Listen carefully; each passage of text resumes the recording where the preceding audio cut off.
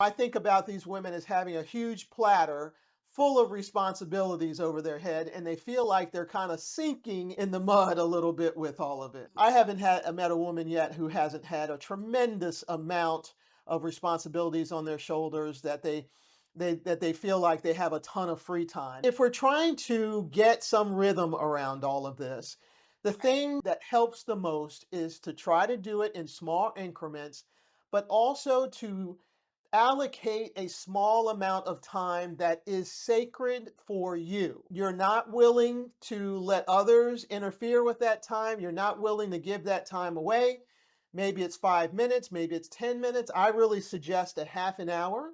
In that half an hour, that morning routine is a great opportunity to move your body a bit, to reinforce who you are. Remember who you are now, who you're trying to become, what's really important to you at this stage of life versus 20 years ago. There's so much coming at us during the day that it's really easy to forget what's important and where we're going and what we're trying to do for ourselves. So to remember who we are, move our bodies a bit, and then get ourselves focused on what's coming up in the day so that we can kind of stay ahead of the ball just makes a tremendous difference in how we feel throughout the day and our ability to show up in ways that allow us to feel proud of, the work that we're doing. I think that the term self-care has gotten very convoluted, but when we think about having our bodies and our minds be advocates for us, right?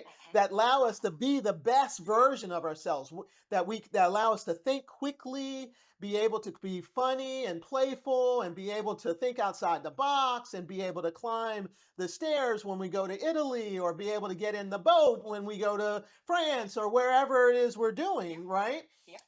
Then we have to think about self care a little bit differently. We want to think about self care from a cellular perspective. Our bodies and our minds are made of trillions and trillions of cells.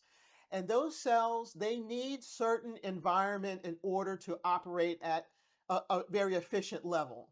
They cannot do what we need them to do if they're dehydrated. They can't do what we need them to do if they don't have movement. Is not a part of our physical everyday. If they don't get the nutrients that they need, they're not going to do well. That means that the cells that make up the brain are going to have trouble.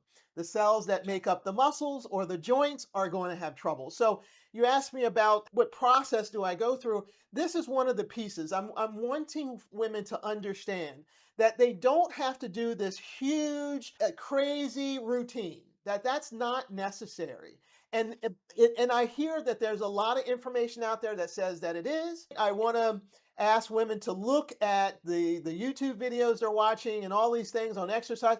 Are they really talking to you?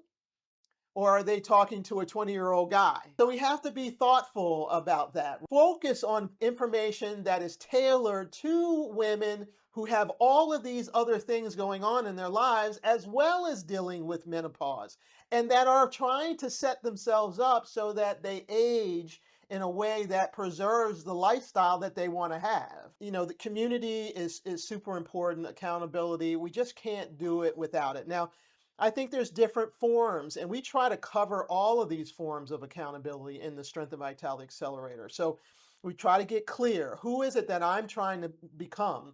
If I could be the woman of my dreams, who would that be? That's one of the questions that we try to lead with.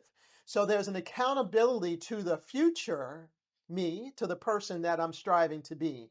And we also ask the question, who is it that needs the best version of you? So there's some accountability to that person, right? And whether it's your child or your spouse or your parents, right? They deserve the best version of me. So there's accountability there.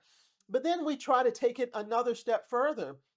A lot of times we will do things for others that we won't do for ourselves.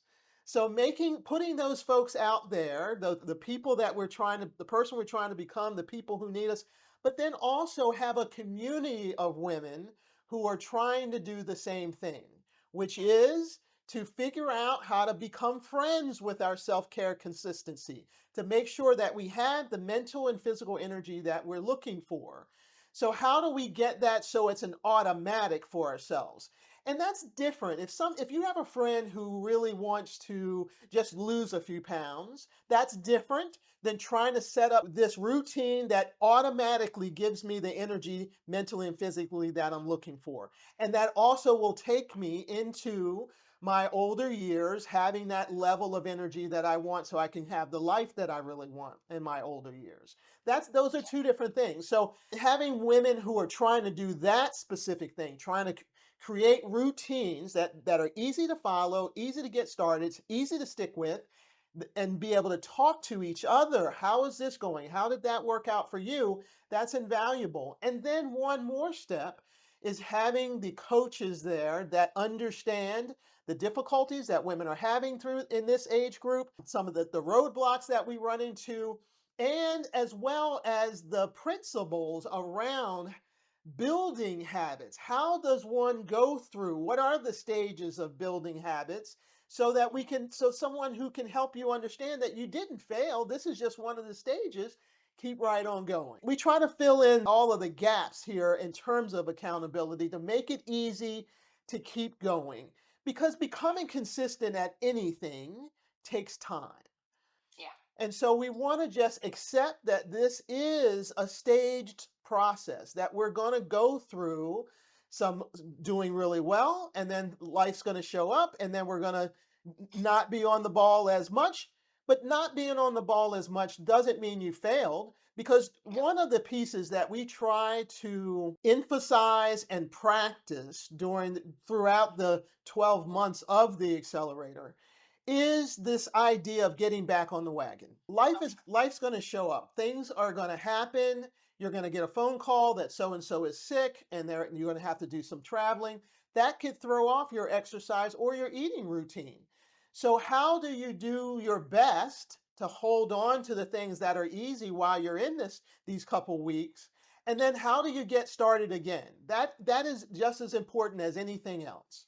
Talk about acupuncture and how you feel about acupuncture. I love acupuncture. I know that it's been extremely helpful to hundreds or thousands of clients over the years we don't always need to go to medication or surgery. I see a lot of women who they have back issues and neck issues and shoulders and knees and or their digestive system is really having giving them a hard time. Maybe they're having a lot of Mhm. constipation or acid reflux, whatever it might be. So I love being able to offer acupuncture and infrared sauna and cupping and some of these other pieces that I learned at MUIH to kind of get things rolling and moving in the right direction. What are your steps? Is there a consultation? I think that taking the self care consistency quiz is a really great way to get started. And then you have an opportunity to set up a consultation with me.